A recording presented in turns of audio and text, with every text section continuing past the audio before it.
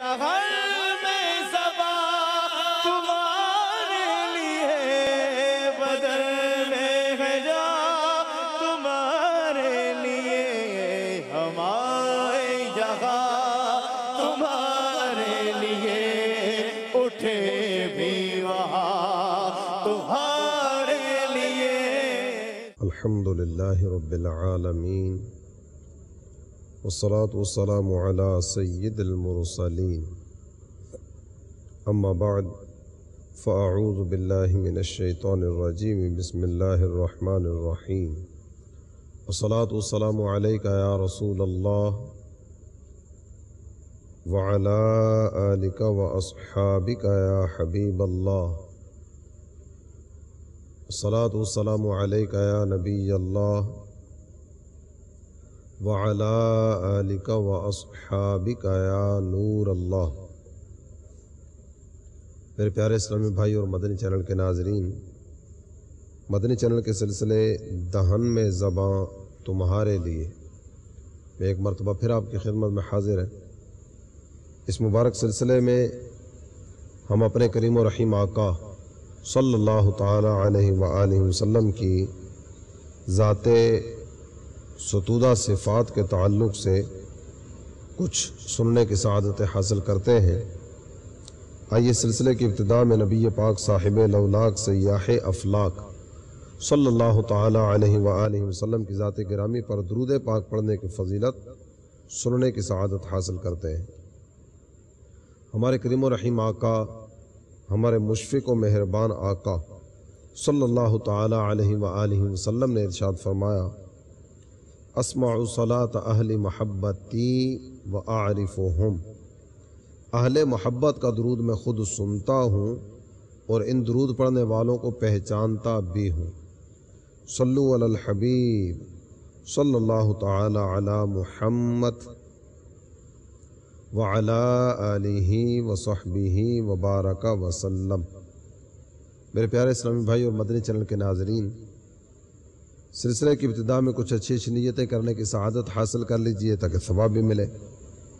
اللہ عز و جل کی رضا پانے، ثواب کمانے اور اپنی آخرت بنانے کے لیے از ابتدا تا انتہا توجہ کے ساتھ سننے کی سعادت حاصل کروں گا. جن کاموں کے کرنے کا کہا جائے گا وہ کروں گا، اور جن کاموں سے منع کیا جائے گا ان سے بچنے کی کوشش کروں گا.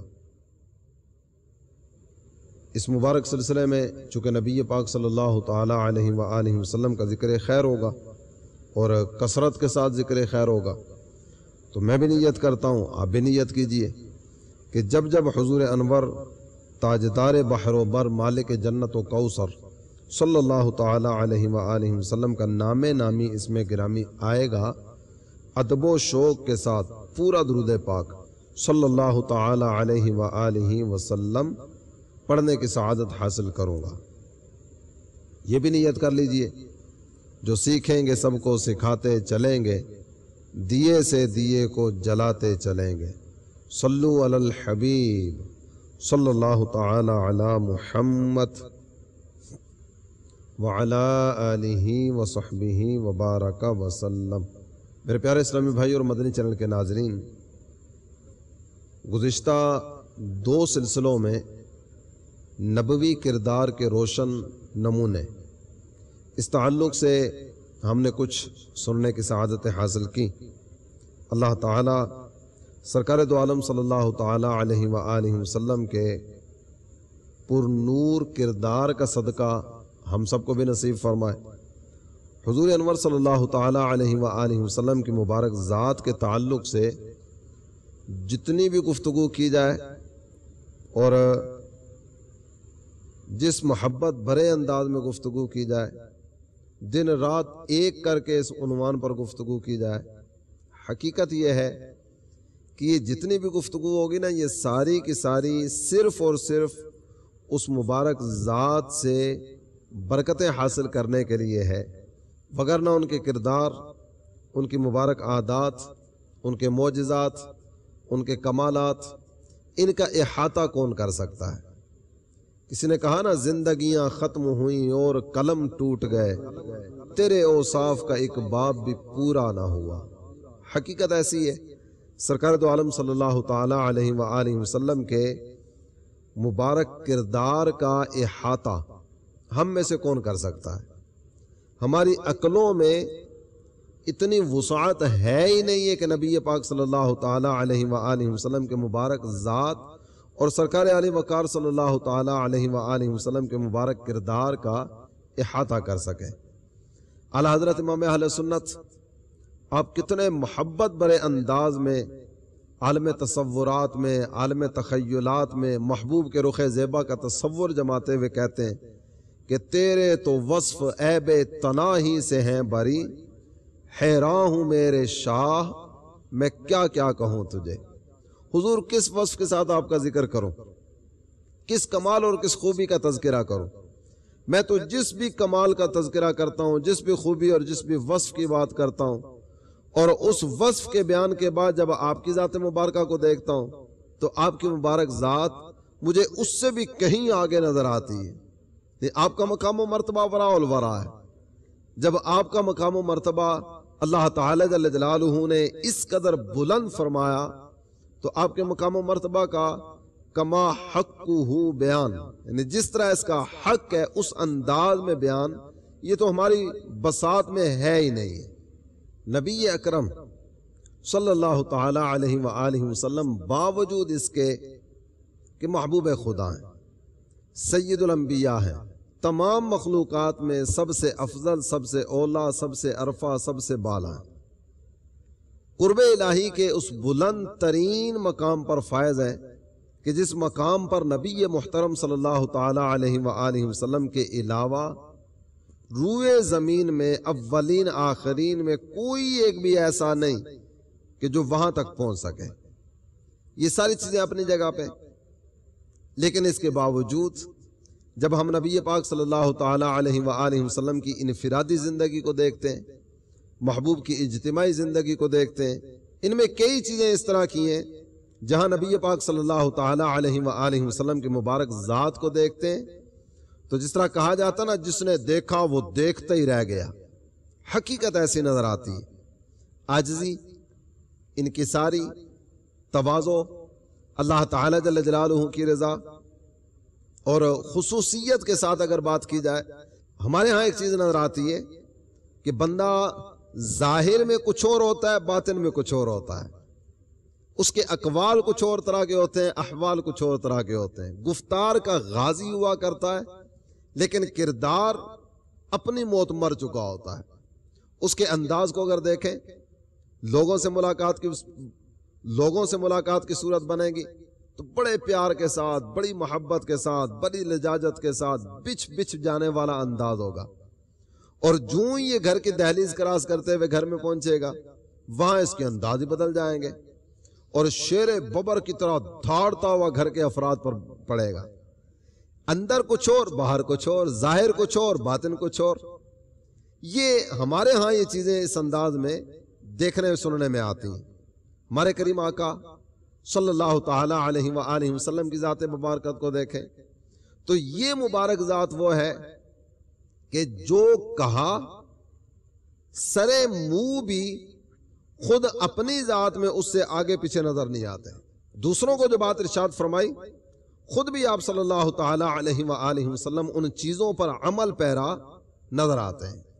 بلکہ آپ صلی اللہ تعالی علیہ وآلہ وسلم کی خانگی زندگی کو دیکھا جائے، غلاموں پر شفقت فرمانے کو دیکھا جائے، حسن معاشرت کو دیکھا جائے، آپ صلی اللہ تعالی علیہ وآلہ وسلم نے مساوات کا درس دیا، تو صرف مساوات کا درس نوکے زبان سے نہیں بلکہ نبی پاک صلی اللہ تعالی علیہ وآلہ وسلم نے جو کہا وہ کر کے دکھایا، بلکہ وہ کچھ کر کے گئے کہ بعد میں آنے والوں کی آج تک عقلیں حیران ہیں کہ ایسا کس انداز میں کیا جا سکتا ہے۔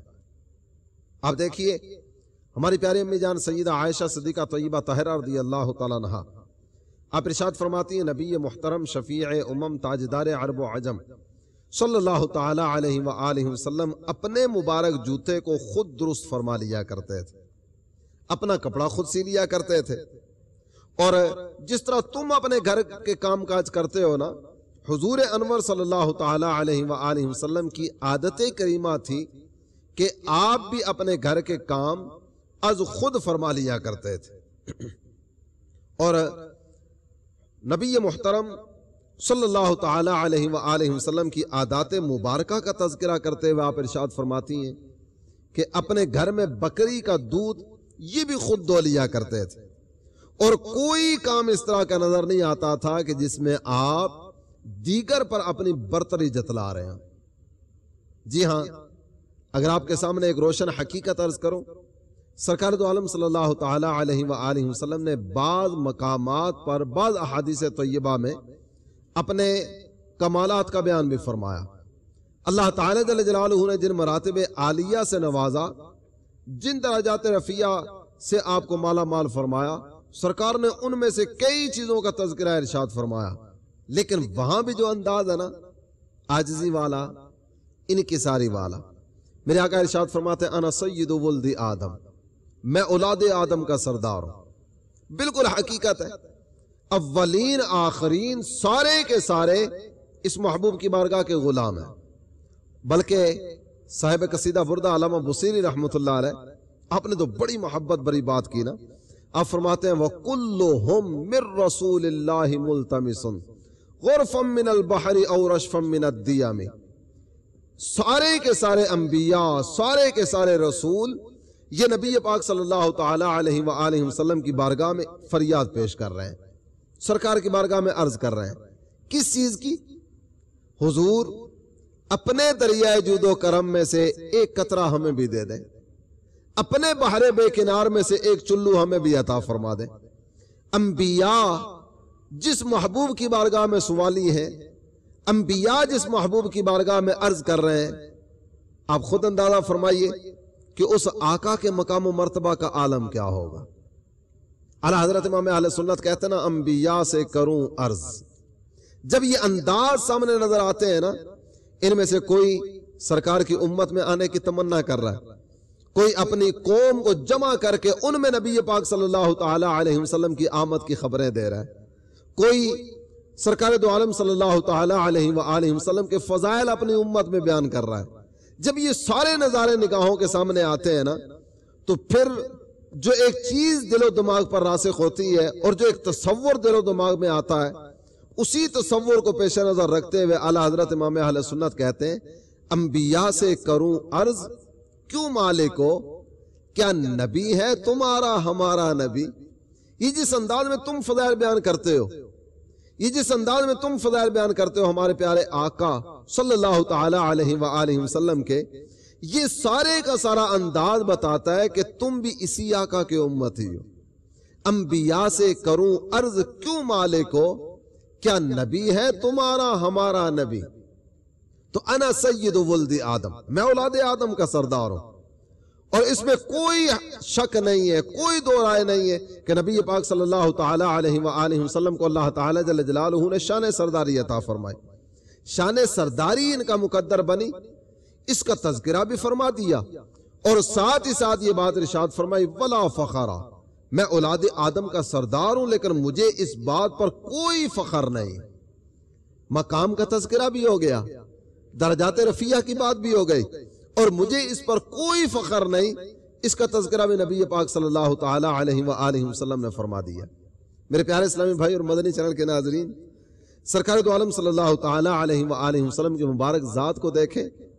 عام طور پر جو ایک چیز ہمیں دیکھنے میں آتی ہے، بڑا اپنے چھوٹوں کو زد و کوب بھی کرتا ہے، ڈانٹتا بھی ہے، جھاڑتا بھی ہے، مارتا بھی ہے۔ اس کے علاوہ بھی کئی اس طرح کے انداز اختیار کیے جاتے ہیں جس سے چھوٹے مرعوب ہو کر رہتے ہیں، لیکن اس بارگاہ میں ایسی کوئی بات نہیں ہے۔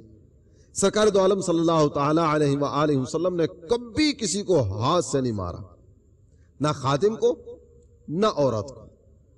عورتوں کو کس انداز میں مارا جاتا ہے اور کس انداز میں ان پر ظلم و ستم کے پہاڑ توڑے جاتے ہیں۔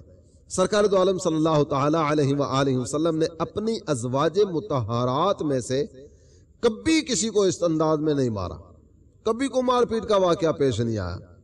اور خاتم رسول سیدنا انس رضی اللہ عنہ کی بات اگر کی جائے، آپ فرماتے ہیں میں نے 10 سال محبوب کی بارگاہ میں گزارے. ایک دن 2 دن ہفتے 2 ہفتے مہینے 2 مہینے کی بات نہیں ہو رہی. میں نے 10 سال محبوب کی بارگاہ میں گزارے. ان 10 سالوں کی کیفیت کیا تھی؟ فرماتے ایک موقع بھی ایسا نہیں آیا میں نے کوئی کام کیا ہو، سرکار نے مجھ سے یہ پوچھا ہو یہ کام کیوں کیا ہے، اور کوئی کام نہیں ہو سکا تو مجھ سے یہ نہیں پوچھا یہ کام کیوں نہیں ہوا. نبی پاک صلی اللہ تعالی علیہ وآلہ وسلم کے اخلاق کریمانہ اس طرح کے تھے. جو آقا کام نہ ہونے پر کام کیوں نہیں ہوا اتنا بھی نہیں پوچھ رہے. کیسے تصور کیا جا سکتا ہے کہ وہ ماریں گے، وہ جھاڑیں گے، وہ لتاڑیں گے، اور یہ اس طرح کا کوئی انداز اختیار کریں گے جس سے سامنے والے کو اذیت پہنچے. سیدنا انس رضی اللہ عنہ فرماتے ہیں کبھی کبھار کو اس طرح کی صورت ہوتی کہ گھر کی کوئی چیز مجھ سے ٹوٹ جاتی، اہل خانہ میں سے کسی نے اگر مجھ سے کوئی بات کر دی کہ ایسا کیوں ہوا، تو سرکار دو عالم صلی اللہ تعالی علیہ وآلہ وسلم مجھ سے بات کرنے کی بجائے ان کو ارشاد فرمایا کرتے تھے ٹوٹنے والی چیز تھی ٹوٹ گئی کیا ہوا. یہ ہے ہمارے آقا و مولا صلی اللہ تعالی علیہ وآلہ وسلم کے مبارک کردار کے روشن نمونے. اور اس سے بھی آگے اگر بڑھیں، نبوت اور رسالت کی گراں قدر ذمہ داریاں، نبوت اور رسالت کی گراں بار ذمہ داریاں، یعنی بہت وزنی بوجھ. سرکار دو عالم صلی اللہ تعالی علیہ وآلہ وسلم کی خدمت میں وفود، یعنی مختلف قبائل کے لوگوں کی طرف سے جو آنے جانے کے سلسلے تھے، وہ سرکار دو عالم صلی اللہ تعالی علیہ وسلم کے اپنے عبادت کے معاملات، صحابہ کے درمیان جلوہ فرما ہونا، اور اتنی ساری مصروف زندگی گزارنے کے باوجود سرکار دو عالم صلی اللہ تعالی علیہ وآلہ وسلم کے لبہائے مبارکہ پر ایک دل نواز مسکراہٹ ہوا کرتی تھی. حضرت سیدنا عبداللہ ابن حارث رضی اللہ عنہ فرماتے ہیں میں نے اللہ کے پیارے حبیب صلی اللہ تعالی علیہ وآلہ وسلم سے بڑھ کر کسی کو تبسم کرتے ہوئے نہیں دیکھا. جب بھی محبوب کو دیکھا نا سرکار کے چہرے انور پر تر و تازگی ہوتی، محبوب کے چہرے پر مسکراہٹ ہوتی، تبسم ہوا کرتا تھا.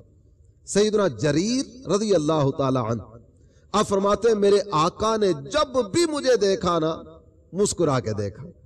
تو میرے پیارے اسلامی بھائی اور مدنی چینل کے ناظرین، بعض اوقات ہماری زبان پر بھی آتا ہے جناب وہ مصروفیات بڑی ہوتی ہیں، کام کاج بڑا ہوتا ہے، تھکاوٹ ہوتی ہے، ماحول اس طرح کا بن جاتا ہے کہ جناب وہ ہم کسی سے مسکرا کر مل ہی نہیں سکتے.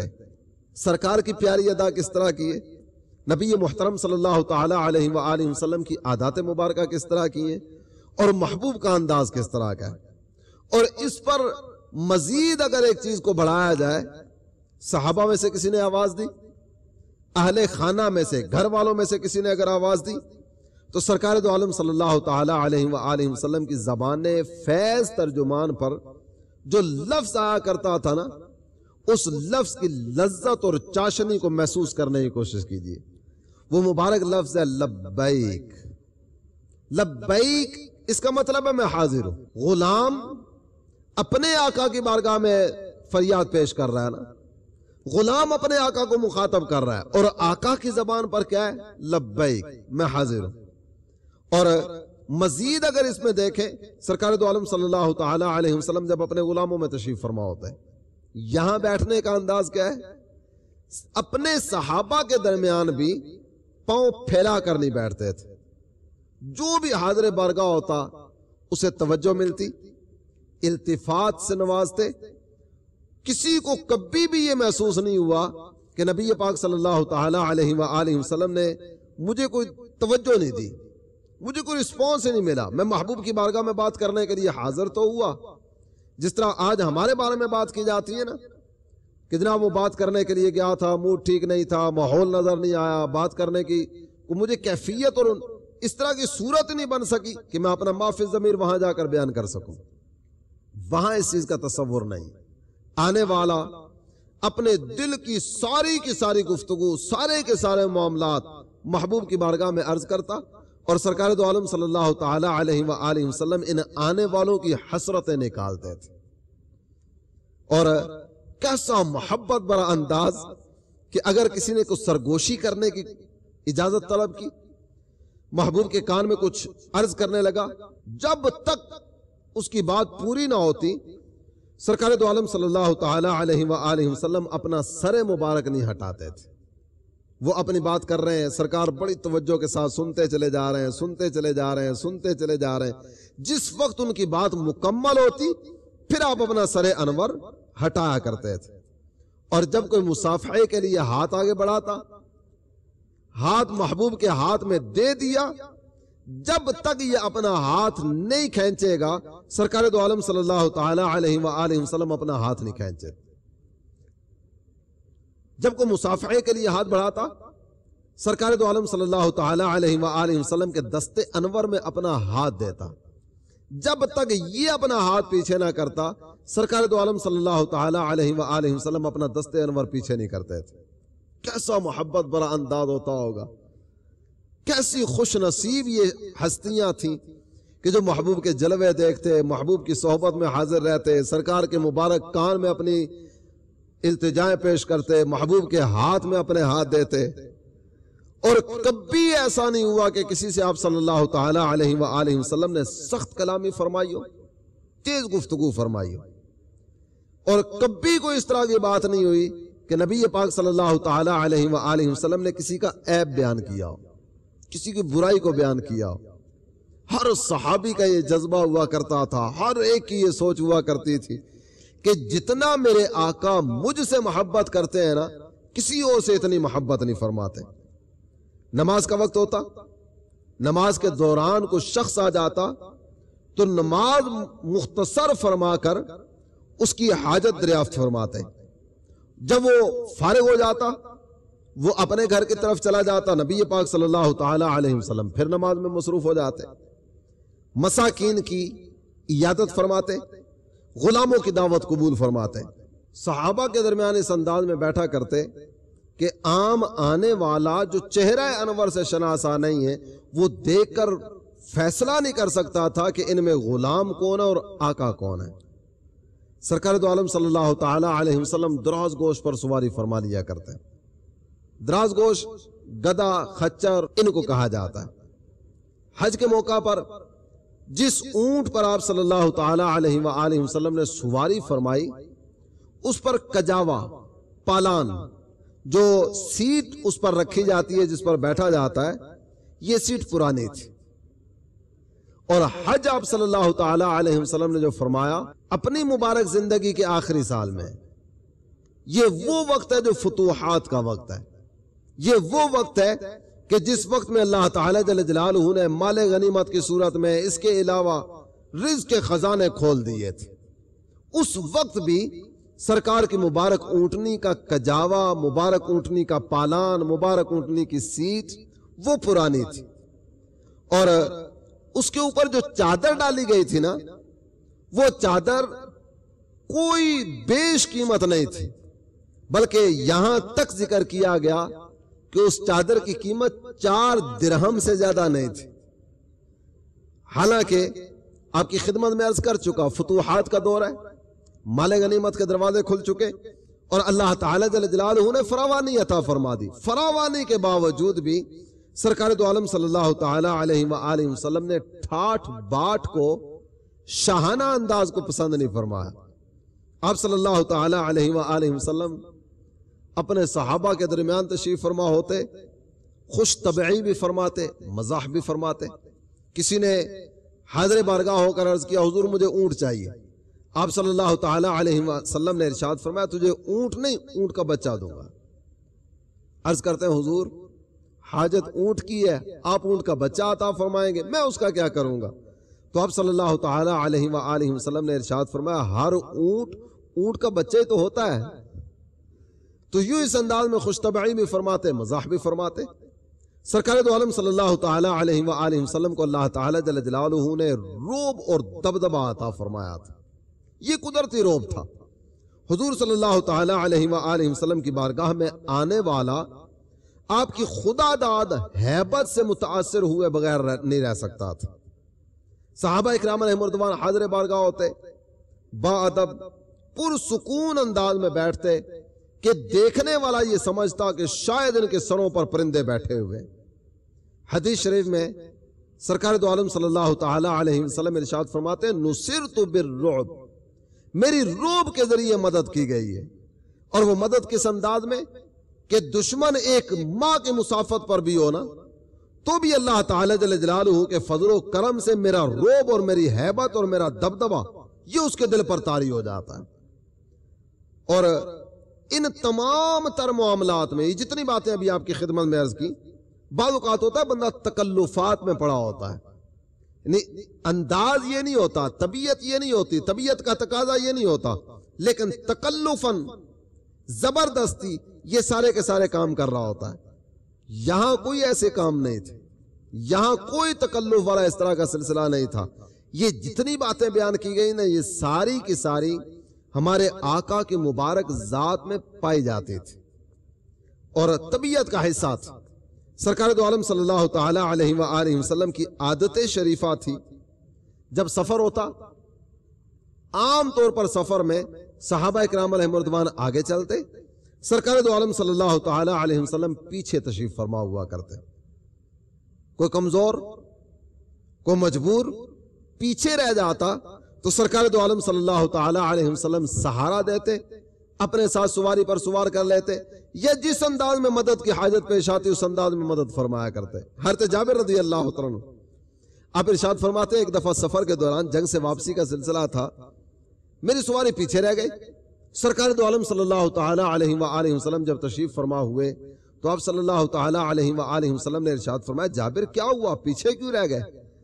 میں نے خدمت اقدس میں عرض کی حضور سواری میں اتنا کوئی دم خم نہیں ہے کہ یہ قافلے کے ساتھ مل سکے۔ تو آپ صلی اللہ تعالی علیہ وآلہ وسلم نے ارشاد فرمایا اے جابر تمہاری سواری دیکھنا بھی کس انداز میں سبک رفتاری کے ساتھ چلے گی۔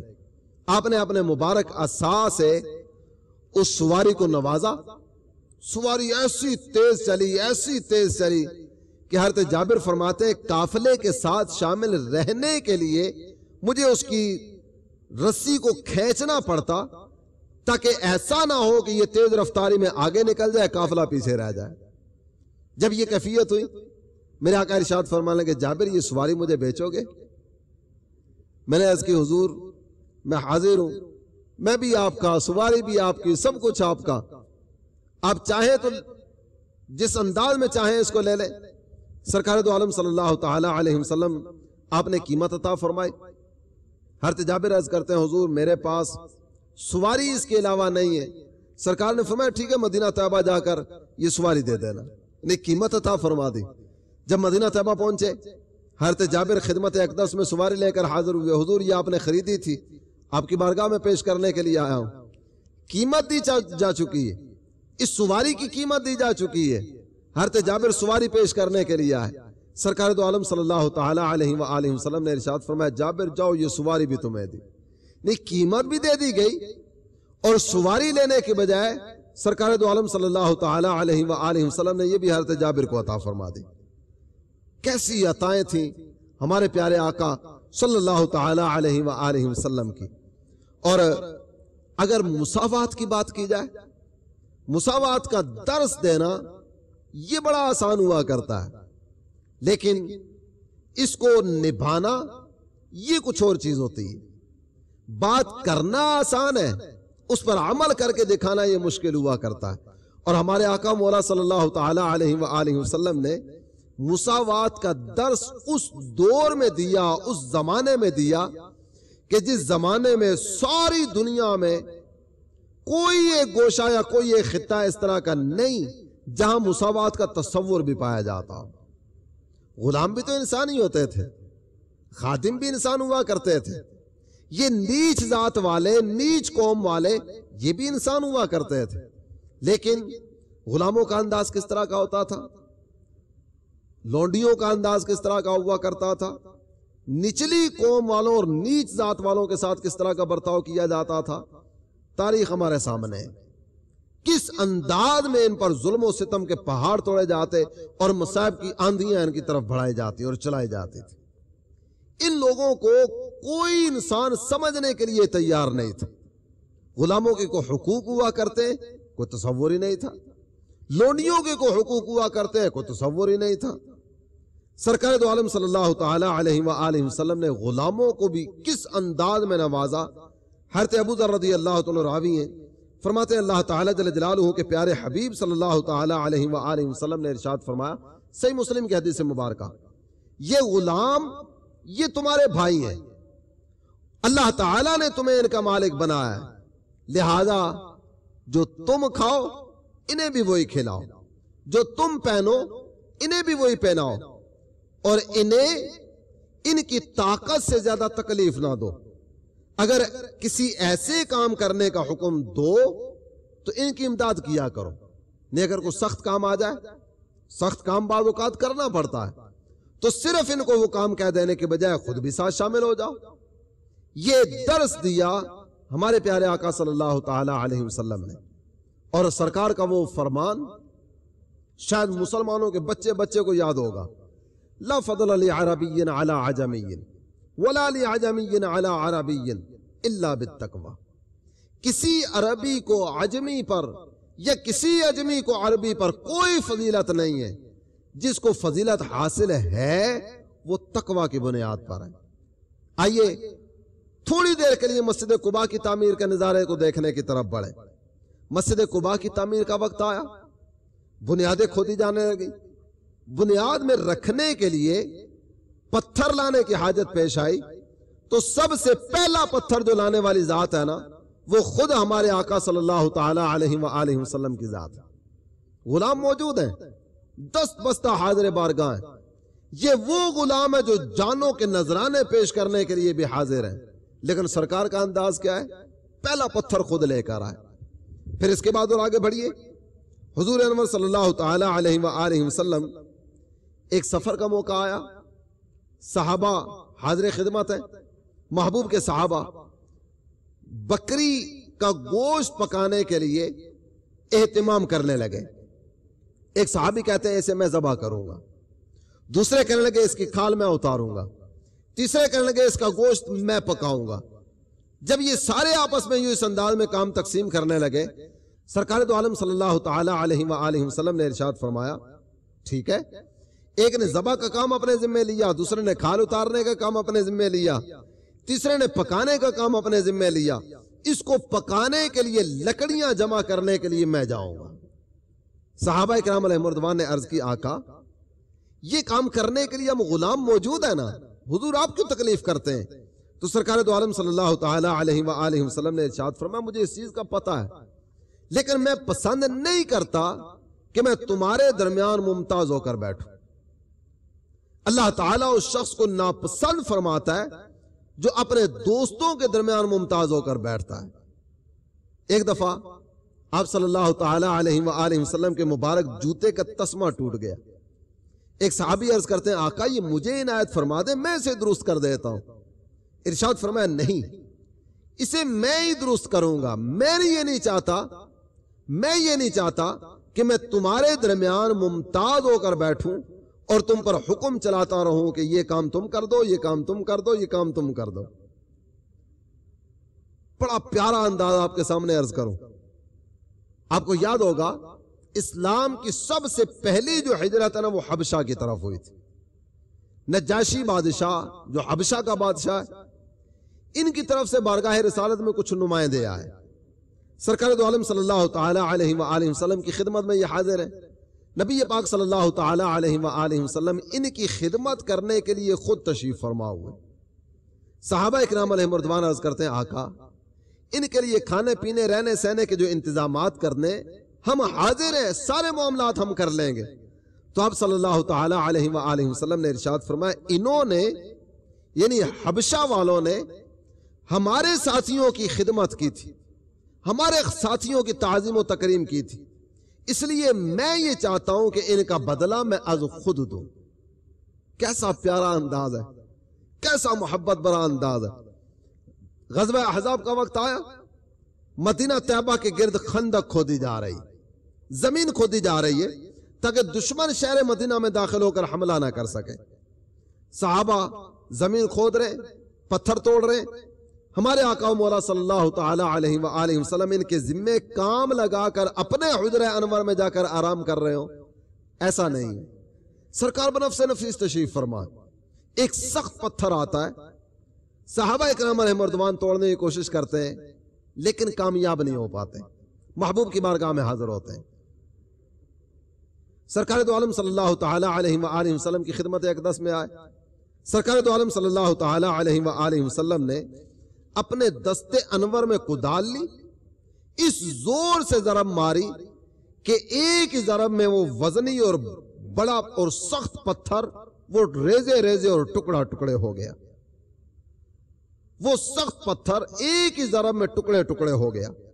حضرت سیدنا ابو طلحہ رضی اللہ تعالی عنہ آپ فرماتے ہیں ہم حاضر بارگاہ ہوئے، ہم سے پتھر نہیں ٹوٹ سکا تھا، ہم نے بارگاہ رسالت میں بھوک کی شکایت کی اور اپنے پیٹ پر باندھا ہوا پتھر دکھایا۔ قربان جائیے اپنے آقا و مولا صلی اللہ تعالی علیہ وآلہ وسلم کی ذات بابرکت پر، ہم نے اپنا پیٹ سرکار کی بارگاہ میں دکھایا۔ حضور بھوک کی شدت مٹانے کے لیے ہم نے یہ پتھر باندھا ہوا ہے۔ سرکار نے اپنے شکم اطہر سے کپڑا اٹھایا، سرکار دو عالم صلی اللہ تعالی علیہ وآلہ وسلم کے پیٹ شریف پر 2 پتھر بندھے ہوئے تھے۔ میرے پیارے اسلامی بھائی اور مدنی چینل کے ناظرین، اعلی حضرت امام اہل سنت اسی پیارے انداز کو، اسی پیاری ادا کو پیش نظر رکھتے ہوئے کہتے ہیں کل جہاں ملک ارجو کی روٹی غذا، اس شکم کی قناعت پہ لاکھوں سلام۔ مالک کونین ہے لیکن انداز یہ ہے کہ عاجزی ان کی ساری اللہ تعالی جل جلالہ کی بارگاہ سے کسی قسم کی کوئی کمی نہیں کی گئی۔ سرکار دو عالم صلی اللہ تعالی علیہ وسلم کا جو فقر ہے نا، فقر آپ سمجھنے کے لیے عام لفظوں میں غربت کہہ لیجئے، سرکار کا فقر اضطراری نہیں تھا۔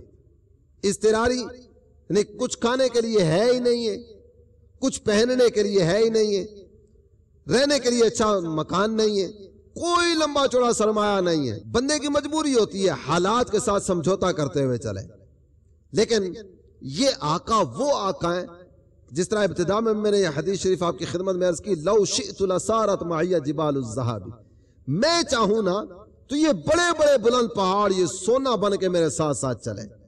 اللہ تعالیٰ نے قبضہ اور اختیار دیا، محبوب نے اس کے باوجود غربت کو پسند فرمایا، فقر کو پسند فرمایا۔ میرے مولا میں یہ چاہتا ہوں ایک دن کھاؤں ایک دن بھوکا رہوں، جب کھاؤں تیرا شکر ادا کروں، اور جب بھوکا رہوں تو صبر کی دولت حاصل کروں اور صبر کر کے تیرا قرب پاتا چلا جاؤں۔ تو میرے پیارے اسلامی بھائی اور مدنی چینل کے ناظرین، آئیے تھوڑا سا اور آگے بڑھتے ہیں۔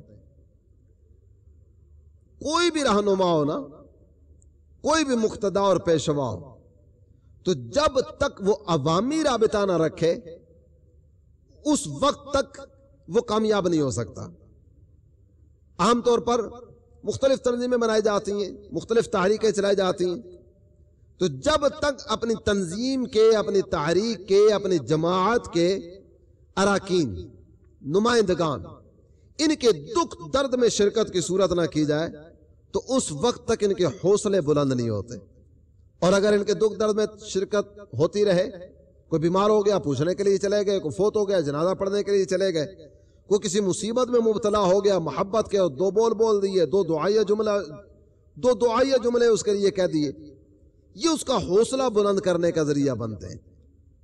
امیر اہل سنت کی عادت کریمہ کئی عاشقان رسول جانتے ہوں گے، آج بھی باوجود اس کے کہ اتنی ساری مصروفیات ہوتی ہیں، کبھی صوتی پیغام، کبھی سوری پیغام، کبھی تعزیت، کبھی عیادت، کبھی دعاؤں کا سلسلہ، کبھی پیٹھ تھپکنے کا سلسلہ، کبھی محبتوں سے نوازنے کا سلسلہ، کبھی ایسی صورت ہوتی ہے کسی کے لیے کوئی تحفہ بھیج دیا جاتا ہے، لیکن کچھ سامنے آیا اسے تحفہ دیا، یہ تو ہوتا ہی ہوتا ہے۔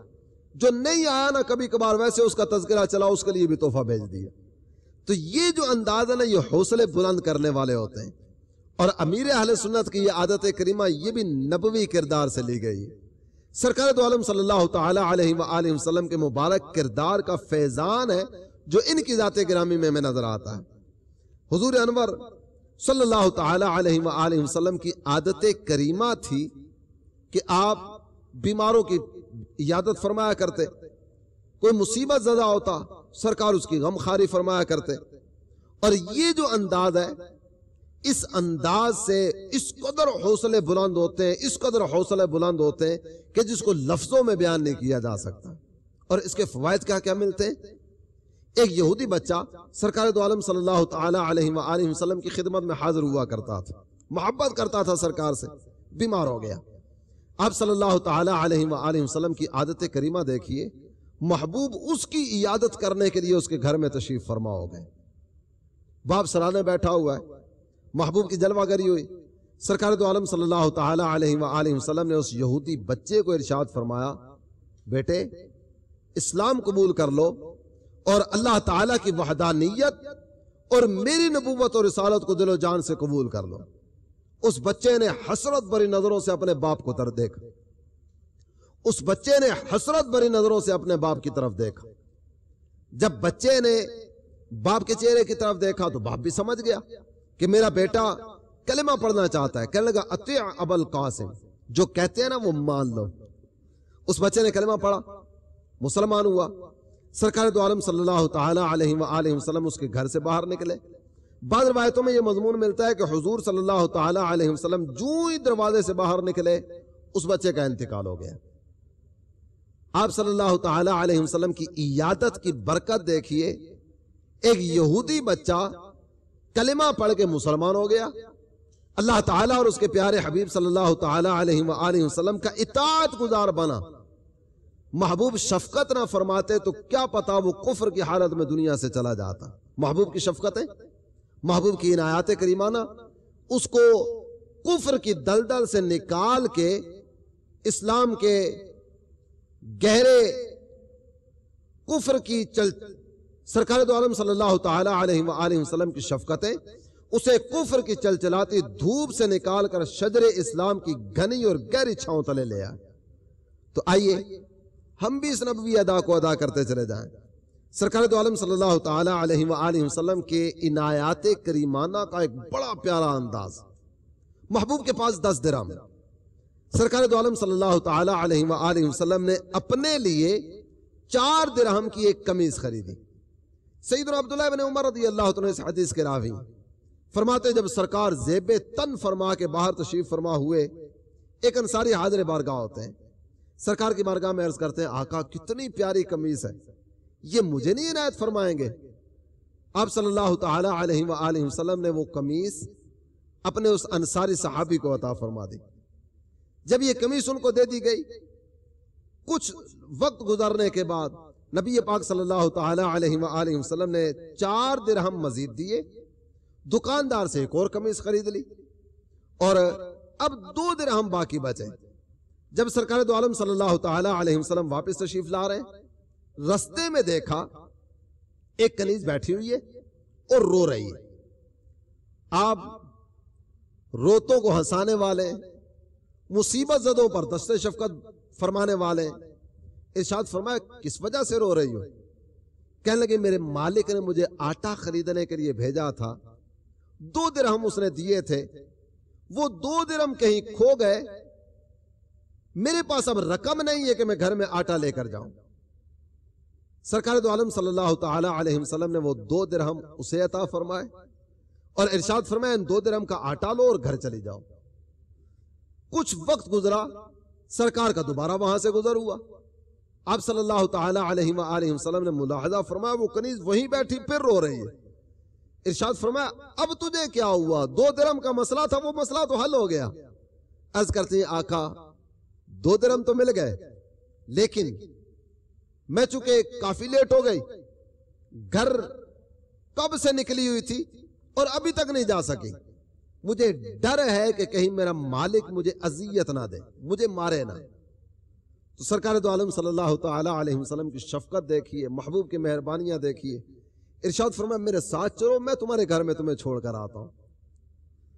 اس کنیز کو ساتھ لیا، ان کے گھر میں پہنچے، آپ صلی اللہ تعالی علیہ وآلہ وسلم نے دروازے پر دستک دی اور گھر والوں کو سلام ارشاد فرمایا، اندر سے کوئی آواز نہیں آئی۔ سرکار نے دوبارہ سلام ارشاد فرمایا، کوئی آواز نہیں آئی۔ تیسری مرتبہ سلام ارشاد فرمایا، گھر کے افراد حاضر ہوئے، عرض کرتے ہیں آقا، یعنی محبت کا ایک انداز دیکھیے، عرض کرتے ہیں آقا آپ نے جب پہلی دفعہ سلام ارشاد فرمایا تھا نا، ہم نے آپ کے سلام کی آواز کو سن لیا تھا، لیکن حضور ہماری تمنا یہ تھی ہمیں آپ کی عادت کریمہ کا پتہ تھا، آپ نے سلام کیا، آپ دوبارہ سلام ارشاد فرمائیں گے، آپ تیسری مرتبہ بھی سلام ارشاد فرمائیں گے۔ ہم خاموش رہے، ہمارے ماں باپ آپ پر قربان جائیں، ہم چپ رہے تاکہ بار بار آپ کی طرف سے یہ سلامتی کی دعا ہمیں ملتی رہے۔ اس کے بعد خدمت اقدس میں عرض کرتے ہیں آقا ارشاد فرمائیے آپ کیوں تشریف فرما ہوئے؟ ارشاد فرمایا میں تو اس خیال سے تمہارے پاس آیا کہ کہیں تم اس کنیز کو اذیت نہ دو۔ اہل خانہ کا محبت بڑا انداز دیکھیے۔ خدمت اقدس میں عرض کرتے ہیں آقا آپ تشریف لے آئے، ہم اسی شکرانے میں کہ آپ ہمارے گھر میں جلوہ فرما ہوئے اس کنیز کو اللہ تعالیٰ کی رضا کے لیے آزاد کرتے ہیں۔ میرے پیارے اسلامی بھائی اور مدنی چینل کے ناظرین، سرکار دو عالم صلی اللہ تعالیٰ علیہ وسلم کی شفقتیں، محبوب کی مہربانیاں، محبوب کا اپنے غلاموں کو نوازنے کا انداز ایسا دل ربا ہوا کرتا تھا کہ جس کو لفظوں میں بیان نہیں کیا جا سکتا۔ اور ان حضرات کی جو کیفیات ہوتی ہوں گی وہ کیفیات بھی کس طرح کی عجیب و غریب ہوں گی، اور وہ کیفیات بھی کس قدر دل آویز ہوں گی۔ ایک موقع پر سرکار دو عالم صلی اللہ تعالیٰ علیہ وسلم نے تالیف قلب کے لیے جو نئے نئے مسلمان ہوئے تھے ان کا دل خوش کرنے کے لیے ان کو انعامات و اکرامات سے نوازا۔ انصاری صحابہ کے مقدر میں، انصاری صحابہ کے حصے میں کچھ بھی نہیں آیا۔ بعض حضرات دل میں سوچ رہے ہوں گے کہ سرکار نے اتنا کچھ تقسیم کیا ہمیں کچھ بھی نہیں دیا۔